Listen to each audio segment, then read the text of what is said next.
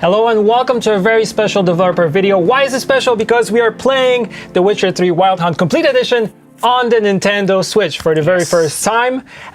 For those of you that don't know me, my name is Paweł Burza, I'm a community manager here at CD Projekt Red, and I'm joined by Paweł Sasko. You are true. The senior quest designer on Wild Hunt and the lead quest designer on Hearts of Stone and Blood and Wine, so the two expansions for The Witcher 3. How are you? That is correct. I'm feeling well. I actually can't wait to show the players what we've been cooking. Yeah. And how it looks on and how it plays actually. Yeah. On the console. For those that might not know you, what was your involvement on The Witcher 3 and what are you doing right now? So on The Witcher 3, I was one of the 3 original quest designers that started designing the whole Witcher 3 story. And then, of course, you know, the team grew up, there was like more and more people involved, but I was one of the 3 people that wrote majority of the main story and side quests. And then afterwards, I was one of the few people that were implementing those quests. And on The Witcher 3, I did a lot of main quests, and I loved it. So that was my involvement. Yeah, and then on the expansions, I became a lead, and yes, I have the huge privilege to lead this amazing team of quest designers and like build this awesome expansions that we really wanted to do. You know, to finish up Geralt's story, and right now I'm a lead quest designer on Cyberpunk. Exactly. Yeah. So that's your story. For those of you asking, the most important thing is the release date, of course. So if you want to play the game on your Switch, you'll be able to do that on October 15th this year. So yeah, I'm excited. I'm gonna play it. I already played it through the weekend just to get ready, so I don't die too many times. Just to get you triggered. No, not to get you triggered, of course. And for those asking, like, what will you get? So this is the complete edition. So you get both expansions. You get all the 16 free DLCs. That's correct. So the whole package, and everything actually will be on the game cartridge if you buy the physical version. But there also will be a digital version which you can download from the Nintendo shop. So yeah, pretty cool package. Yeah, and a lot of gameplay.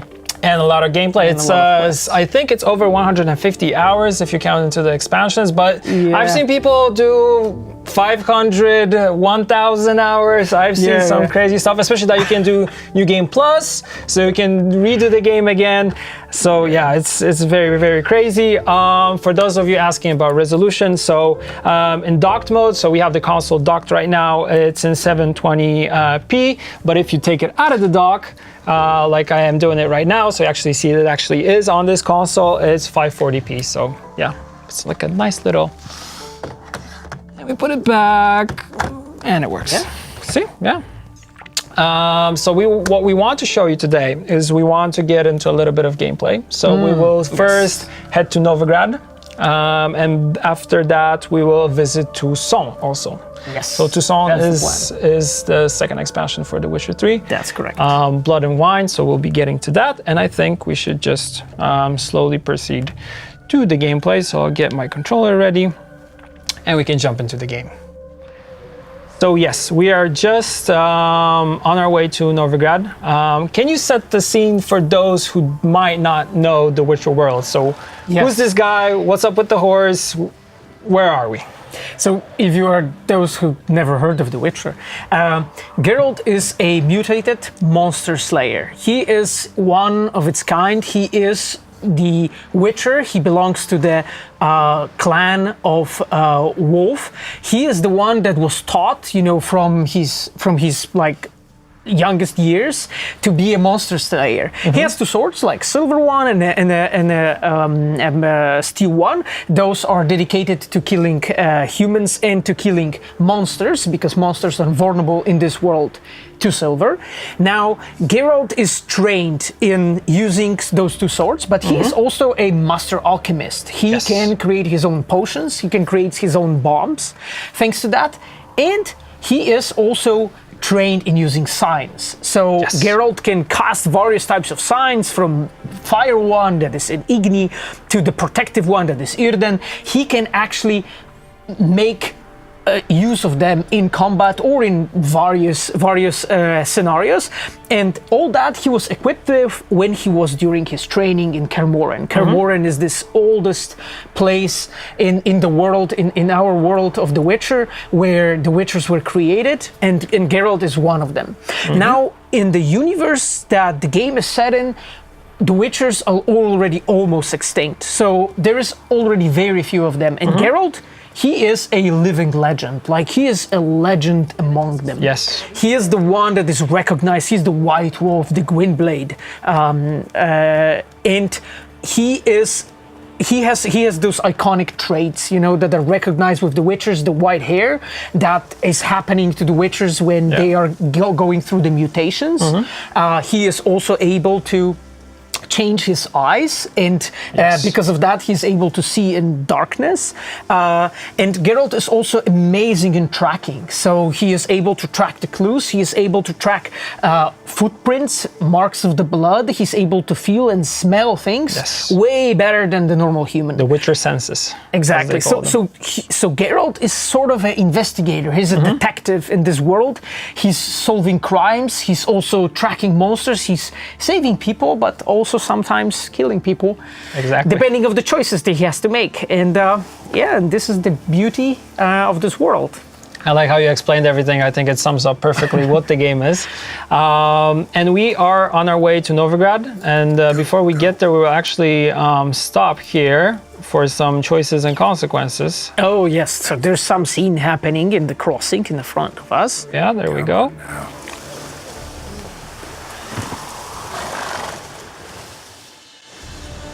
Another one. Run along home with the rest. Sir, show some mercy. We've not got nowhere to go. For us. I always wanted to have a hat like that. I mean, me too. Yeah. Sod off, or I'll have you skewered. So yeah, we can choose if we want to help these people to get to Novigrad. I mean, we can try to convince the Redanian guard to let them through, or tell these people to go back. But since we're nice and we want to help them, we're nice. Okay. We're not. When I play The Witcher 3, I'm always nice. But I've known people who play and they're like, no, you need to go back. And so we'll let them through. Yes, and this is part of our choice and consequence system in the game, which is also extremely important. How many times have I got to repeat this? I've orders to turn back anyone who don't show a pass. So here we have more choices. We can pay them off and get through. We can also use one of the signs. Yes, right? if we had delusion on level 2, we could actually, you know, convince him using a sign, and he would totally change his mind. Yes. Or we can be threatening a little bit and to, like, let him pass if you know what's good for you, like if you don't want to. But we're playing nice since I have the controller, nice, so we're playing nice. As you mentioned. So we'll pay him off. King's a long way away, and your pay's probably meager. Sure we can't make a deal? Mean to say you're looking to purchase a one-time? Exactly. Easy. Yes, that's called a purchase a one-time pass. Yes. Yeah, I like how even the small conversations. Yeah. We've got nowhere to go back to. Novigrad. That's a chance of a new life. Stay off the roads. Liable to run into another patrol. Shan't be taken like that again. We'll be as careful as hares in a field bared by winter. But you was cast in a different mold than us. More like the hero that lies in the tomb neath Crookback Hills. People like us already. Tomb's in a cave in a hillside.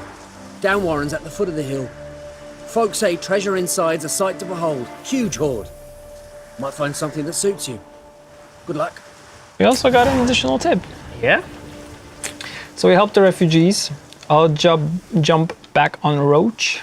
Exactly. And even though this is a Nintendo Switch, the Roach is still the same as he was. Yes.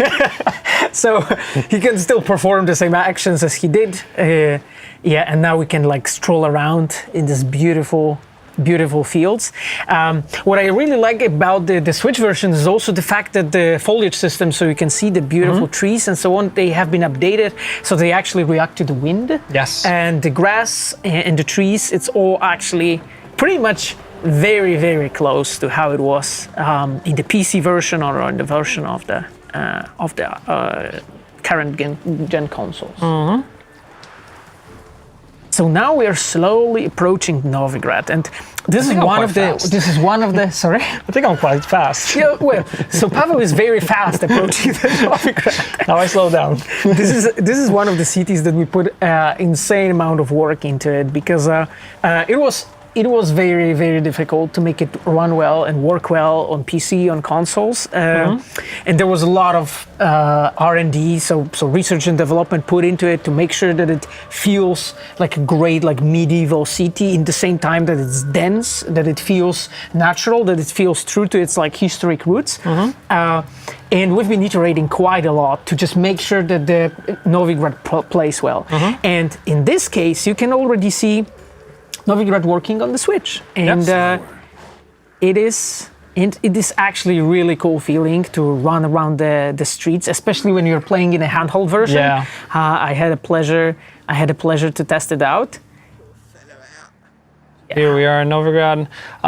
For those that might not know anything about the city, what is Novigrad? I know it's a free city. It's very close to Redania, but it's not ruled by anyone, if I'm correct. Yes, that's correct. Historically, it has been compared a lot to Gdańsk in times when it was a free city. So Novigrad has this, I would say, position in the current world of The Witcher that it's a free city. It's a city where, and because of that, the city is developing very fast. It's making a trade with various different kingdoms, and it's also a city that is becoming a blend of everything. And there are non-humans living in the city. There are believers of various religions, and there are also completely different layers of a society. You see, you have people from beggars to priests. You have people. You have a really wealthy traders who are living in the city. And right now we are in one of the more like richer places, and you can see those huge buildings and so on.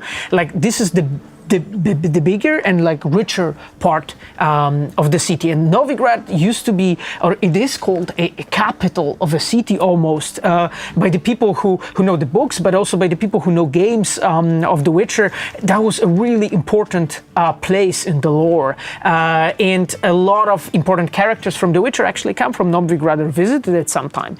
And right now we are approaching the docks, right? With these beautiful ships standing here, and poor townsfolk And boys playing around. strolling around. Yeah, what's really cool is there are also very interesting gangs in Novigrad which you get to kind of meet without going, of course, into detail, not to spoil the story. But like you said, we also have the Eternal Fire Priests which walk around from place to place. So yeah, you will be able to explore. This is like one of the first big cities that you actually get into. So yes, I remember it very well. Yeah, and what you have just mentioned, I mean, our night and die cycle, right? Like the priests and pretty much all the people that you look around, they actually go from one activity to another, and they have some purpose, and their die and night cycle is different depending on what class they're from. So the priest is basically going pretty much from those small chapels scattered around the place, going up till the hill where you can find this main church of Eternal Fire. While the poorer folk, they're pretty much walking from tavern to places to where they sleep, to places to where they work, and you can see that who they are is reflected like this. Oh, we met some charming people. Master, we're a bit of coin short another round. Because we're comrades, see? Witcher and you. We're butchers. You slaughter, we slaughter. Whoops. Okay, they don't seem like the nice dudes. Old villagers pitch in. Lords open their purses. Ladies do like with their legs. Yeah. Geralt is not happy. Wrong villages dealt with the wrong lords and ladies. What's the Witcher for anyway? I mean, seriously, I have seen that so many times, and it still cracks me like when I hear this dialogue. I mean, what would you do in this case? Would you? Because I don't think I want to give them money. That doesn't seem nice. They do not seem nice, really. So what? Let me pass? Yeah, let's try it. Let's see what happens. Believe me, doing you a big favor by not giving you coin. Now let me through. Whoa, Master. You best watch your words. We share a trade, but that don't mean you can treat us like dogs. Shut it. You'll bring misfortune on us. He's a witcher, can't you see? We're still going with it. Well, you can be persistent in the path that you have picked. Yeah. Out of my way. Out of my way. Let's do it. I will. It's like, sorry, I'm out. The guy like, dude, you're out of your fucking mind. I'm going away. Damn. Yeah. I mean, come on. Yeah, well. I can see that you've been grinding. No. We've seen your point, Master. Yeah, we see your point, man. I have the approach of just, hit to get it done. Smash We it. get experience points for that. Perfect. That's a lot of experience points. Yeah, 25 is always good. Yeah, well, that's plenty. Exactly. So we've shown you Novigrad. Like I said, we don't really want to spoil the story for those who never played The Witcher 3. And we will jump over to Toussaint. And while I am jumping and loading the game, you can actually tell us a little bit about, set the scene a little bit, like where we're going. Toussaint, right? Yes. Okay, so with the Toussaint, the thing is that when we've been working on The Witcher, like the whole game and then the first expansion, we always felt that we wanted to show players the world and the environment that is actually also a prettier part of the world. And Toussaint has been originally like described by Master Sapkowski, but it was not like there was not a lot of action happening there. So we had plenty of space to explore, how we want to go with Toussaint. And there was a lot of work put into like making sure that the architecture and all the fashion feels right for that places. Now our concept artist put great amount of work to make sure that the Toussaint feels great and so on, and there was quite a lot of like iterations put into it. And at the end we landed with like this French and a bit of Italian feel to the place. And as when player lands there, we can see that there's like the colors are very vibrant, they're like very alive. The same goes actually for characters. Oh, it already loaded. Oh god. Okay. The colors are really really like vibrant. You can see that this place is way more alive. And actually all the lands you've been seeing so far. I mean, I know that people are in love with Skellige. I think pretty much everybody loves Skellige. Yeah, me too. but still, the Toussaint, like look at the castle right in the background and all those fields, the right? Mountains, yeah. And exactly the olive trees, in the front of you and the mountain. I mean, the whole composition took us a lot of time, and also just making sure that those like tiny things feel right. Yeah, like you can see that even the types of jobs that people have here. When they are working, they're doing things that are different. That they're doing in. He's cleaning the horse. Yeah, exactly. He's polishing his horse. Exactly. But you can see that even the whole equipment, and so like we put a lot of work into horse armor. The famous horse armor, so that to just make sure that it feels right. And it fits nicely. I remember how much trouble we had because of the tails not fitting right. Yeah, I remember that. Yeah. So we met up with Milton here, and he is taking us to a place where there was a mysterious body found, and where we're examined that. And like you said, he's a knight of Toussaint, so they are totally different. They speak in a specific way, they act in a different way. So like you said, the whole setting is totally different. You're more used to like everything being kind of gray and shady, while you're here like look at the sun, look at the colors. Everybody seems to be a lot more happier here. But exactly, like and he's like this chivalrous type of a guy, and there's like numerous scenes that build it up. And as we will move forward, there is just a lot of like small elements. Like as we land here, maybe I should not spoil it, but there are events that happen that set up the tone, for the place. We see, how the knights are, for instance, dealing with monsters in this place. Yeah, you can see how beautiful armor he has and so on. Everything, we wanted to make sure that everything, is in this nice atmosphere. Everything is cohesive. So yeah, in the beginning you mentioned the Witcher senses. Well, I'm actually using them right now. Oh yes, exactly. So right now we are during the investigation, and this is one of our core, I would say, gameplay loops.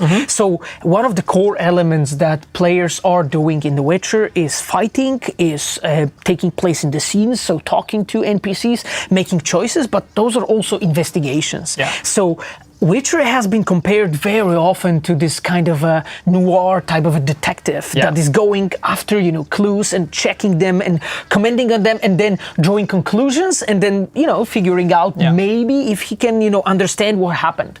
And when we design our quests, we always also make sure that there's enough depth in every investigation. So as a player, you can mostly click like few clues. If you especially know how to do it, then you can go pretty fast through it. But if you're looking for the depth, there's actually plenty of it. And all the discussions and comments, you know, they're always like showing the player that there's a bit more into it. And, and there's always a lot of thought that we put even into the smallest clues. Yeah. So like you say, here he's gonna pretty much take the story and go from like the ending, so the dead body, to how it happened, where it came from. So I really like this part. So we found the tracks, and now we should be following them. So as you can see, they're right here, marked in red. And you can already see that there are something's happening in the background, and you can see it on the minimap. This is actually trouble. Careful. Yeah, exactly. So this is a new type of opponent that we introduced in the second expansion. They are called Scurvers, and what happens with them, as you can see, they're like covered with those like sort of thorns or spikes, but they are a rotting flesh. Yeah. And if you, as a player, if you cut enough veins, you actually cause their bodies to swallow and burst in blood. And this is an interesting, I would say, like a new mechanics that we introduced here. And yeah, you can see that, you know, that Palmerin is. We got him. He is not scared. Yeah, he's totally not scared. He's not scared. If you want to replenish your strength, since we're a studio based in Poland, you can eat a dumpling. And you're eating a dumpling and your health goes back. Obviously, yes. The famous dumplings. Of course. I remember the times when they were introduced. So yeah, now we have to use our Witcher senses to search the riverbank for signs of the guardsmen activities. So we are still, after that fight, going through the stuff here. Pulled these nets out of the water, then cut the mutilated body free. Okay. Yeah. Like designing the investigation loops for The Witcher was really fun, because we always try to make sure that for the player there's always something like intriguing and, you know, and surprising, and this is what happens here, right? Like after we investigated, you know, the nets, it turns out that maybe you should go towards the water, and as a player you can actually take this investigation to different directions, but here we just dive into to this river, and it turns out that there are like few important things, including like a handkerchief and piece of linen. Silk kerchief, monogrammed DLC, a noble's accessory clearly. Need to comb the bank. So it seems it's a handkerchief with like a monogram on it. Yeah. So it seems to be pointing out to some kind of nobleman, as Geralt just mentioned. Oh yeah, and you uncovered another one. Look, a boat was launched here. Guardsmen must have loaded the body parts onto it, taken them somewhere. Need to find out where. I'd like to look at the corpse before it starts to decompose. The inn. Its patrons must have seen the guardsmen, which direction they took. We should ask there. So we are directed to go to the inn. To the inn together with. Okay, there are some mysterious people looking at us. One thing. Found a handkerchief in the water. Monogrammed DLC. Mean anything to you? Delacroix? It cannot be. Was it he the beast slew? Seems so. Knew him well? Long past. We were close friends once, but our paths diverged. He was a man of extremes, standing by his companions no matter the odds, fighting his foes to the bitter end. Foes? You have a lot of them? He did, but I do not see what that has to do with the beast. Ah, Geralt, you've struck a raw nerve. Memories of a time long past, to which I'd rather not return now. I understand. Okay. We can talk later. Maybe go to the let's tower. not go back to these memories. So as you see, like even the handkerchief had a monogram. So all the elements like that we're using stylistically in our designs, we always try to make sure that they fit. You know, that they fit the atmosphere, that they fit the place, and this is very important for us as a designers, as a quest designers, that when we're building those investigations, let's say, but pretty much every element also in the cyberpunk is like, when we're building elements like that, we always use the elements, you know, in our puzzles that they make sense in the context, you know, that they fit nicely, but they also build this atmosphere, you know, that you can feel, yeah, okay, I'm in Tucson, right? Only in Tucson, the guy who was like slaughtered could drop the handkerchief with a monogram, you know, that address each other by our first names. It adds flavor to the whole story. exactly. Yeah, even those small elements, and those are things that are very often like omitted by designers, or like things that people don't really think of that often, but they build this whole atmosphere and they make player immersed, right? Okay, let's go with Milton. A lot of chatter around. Oh yes, it's a very talkative people of Beauclair. Thank God Milton can run in his armor. Yeah, he's like jogging. Exactly. So we made to the inn. Okay. My troth, could that be the musty scent of fresh pate? He's like, this dialogue always cracks me. I see time has not dulled your senses. We would be honored if you would join us. Your companion as well. But why do I not detect even a whiff of crayfish chowder? Yeah, exactly. That's the most important thing to mention. Like, there's a murder here, but clearly no. missing. What's going on? Crayfish chowder. That's what we're for. All I caught was a corpse. I awoke at the crack of dawn, as I do each day. But when I looked up, I beheld a blood-red Yeah, sky. and as you can see, like all those elements that we're visiting here, like we're showing more and more characters, you know, of those awesome armors, you know, in the inn, but they talk in a specific way. Like as a player, you could have been in the inns multiple times during Witcher 3 and first expansion. But here, when we get you to the inn first time, we make sure that there is this very clear, like thick atmosphere there, so you can understand those characters better. With whom? And it's actually funny, but we when we've been working on the second expansion, we figured out that our writers, but also our quest designers, we wrote way longer lines. Basically, like all the dialogue is way longer because somehow we felt that, you know, for this kind of speech, we just need to give it like a bit more flavor, a bit of color, you know. So because of that, they like speak in those really long lines, but they have a lot of character in it, which I personally love. Looked out the window and beheld a sky red as blood. Ask Geralt, please, or we shall be here till winter. That the guy who was talking about food, but now he wants to get straight to the points. He wants to know what happened. So the victim's body, where'd they take it? Need to examine the body. Know where they took it? They ferried it across, then loaded it on a cart and hauled it to a cellar at Corvo Bianco to keep it cool. That guy's happy. What? We have someone listening in. Yeah, that's a hint that something's going on. Yeah. Set his house on. And Geralt can already sense it. And the controller is vibrating, so he knows something's happening. Okay, yeah. Controller's rumbling. Woman who just left. Didn't see her before. Didn't notice her walk in either. Doubtless Ninnis, the innkeep's daughter. But hold, Geralt, because this is an outrage. Roselle's vineyard was auctioned off? Inconceivable. That's the problem. No secret. The Baron had gambling debts Yeah. up to his ears. It finally came time to collect. His creditors auctioned off his property.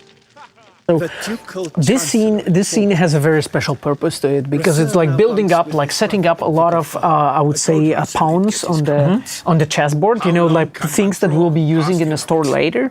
And one of the things that is mentioned is the Rossel, but also what we mentioned here is Corvo Bianco. Right? Has a special, very special role in our second expansion. Maybe I won't spoil it, but No spoiling here. but it's very tightly connected with what happens to Geralt. And Thanks for the hospitality. Time I examined the corpse. Corvo Bianco lies a short way from here, near the tourney grounds. Just follow the road and you'll arrive. Not coming with? Oh yeah, duty of some sort calls. Some sort. Her Grace bestowed a great honor on me, Of course. even before we departed for Velen. I'm to play the hare during this year's game in the palace gardens. Important stuff. You see me in my costume, you will wet yourself laughing. Yeah, of course. So as we can see, like they have No their help own. here. Story. Yes, no helping, but also they have all their own way of having fun. Yeah. So, see you later. And being dressed as a hare is as important as tracking the murderer. So, Exactly. besides, they have a specialist to take care of it, which is Geralt.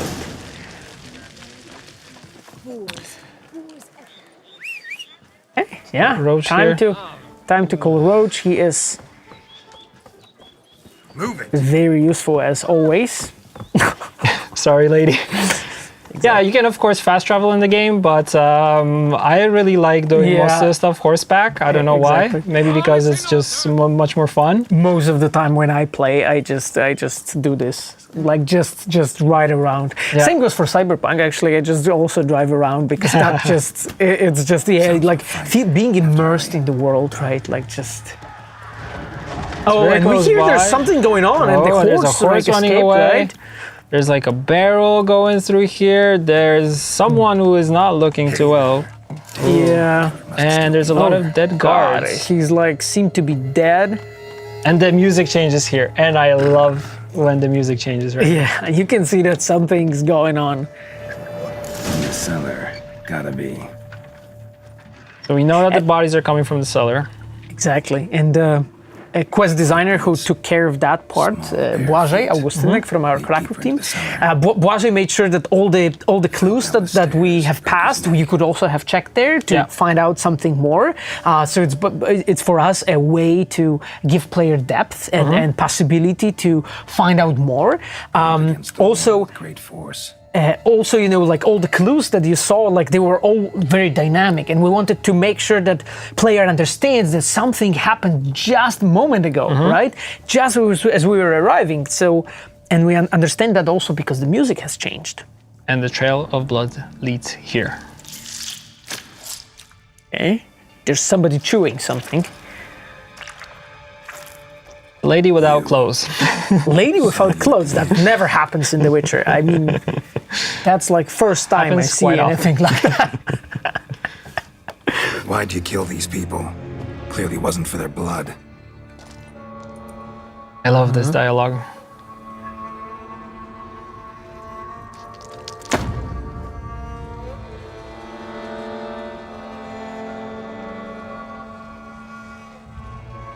I mean, she didn't have a shower since some time, I think. No, We don't have to fight.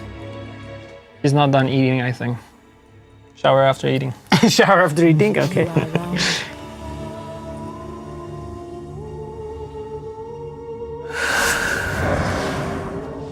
So we can see that this is not a casual opponent, I would say. Yeah. And she locked the door, so we're in trouble. Let you leave. Ooh. And it turns out that she's way older. And she looked like it's just this modern makeup man. It can cheat you. Yeah. Broxa has been one of the opponents that we've been working specifically on for the second expansion to make sure that we get her right. Like the beat up that Pavel is now experiencing is the effect of that work. Exactly. Thank you. We're You can actually start swirling, which is a good way to stop her. You can also trap her, and she will be. Okay, there she is. Yes, there's multiple ways. Actually, there are also bombs with a silver powder that are working on her hair pretty well. Okay, eventually Pavel will get there. Like, but yeah, she's not a very easy opponent, but he's doing pretty serious damage to her. He's a Witcher after all, so I think that sooner or later, I'm just spinning to win here. You are exactly like just spin to win. And I'm eating the dumplings, of course. Exactly, just take the power of dumplings and make it lead you. Okay. And she's gone. She's gone, and it turns out that has been a Broxa, and yes, we got an entry in our estuary. What's also interesting is this quest, when we see her for the first time, and the way when she dies, there is this her kind of crawling. It's a homage to one of the trailers we had before we even had this expansion, which ties it all together very nicely. So if you want to check it out, it's called The Night to Remember. So I recommend that one. Yeah, there are also more things in this expansion that tie up nicely to this trailer. So. Exactly. So we'll look at the body. Stinks. Yeah. So this is one of the typical elements, I would say, of the game, which is the moment when Geralt investigates. Yeah. And I remember, like, as a player, when I've been playing Witcher 1, and there's this moment when Shani investigates this guy's skull. Yeah. And I really loved that scene. So we wanted this scene that we're looking here to be sort of close to it, because it like, sort of, I don't know, investigating dead body felt very cool.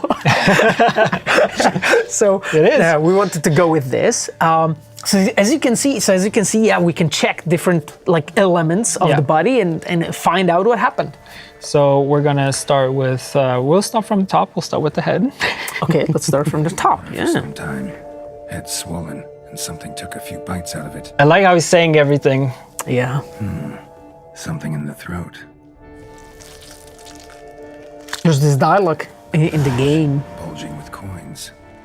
when he is asked why he always talks to himself when he's investigating. He says it helps him to think. Exactly. Several different Yeah. nuances. So it turned out there was a really interesting clue. Actually, the dead person had a purse with florins inside his mouth stuck in. Now the chest. Body was chopped up after death.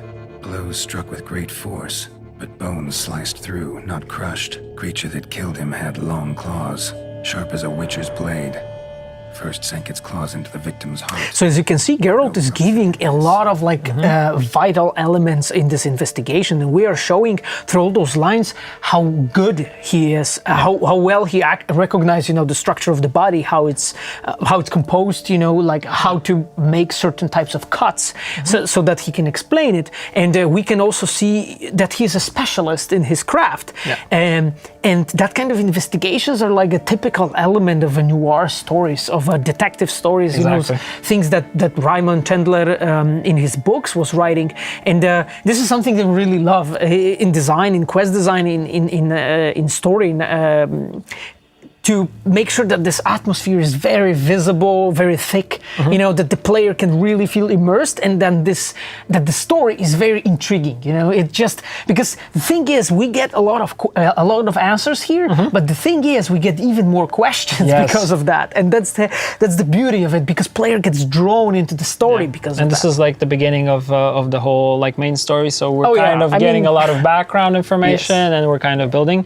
But the interesting thing is that we saw the Bruxa holding the hand, and then she kind of put it away. So now we will examine actually that hand and learn what it's about, what which happened. is quite an important body part. Exactly. Third hand. A spare. Except it's clearly not the victim's. Guardsmen must have not noticed it as they picked everything up. How's this possible? Still warm.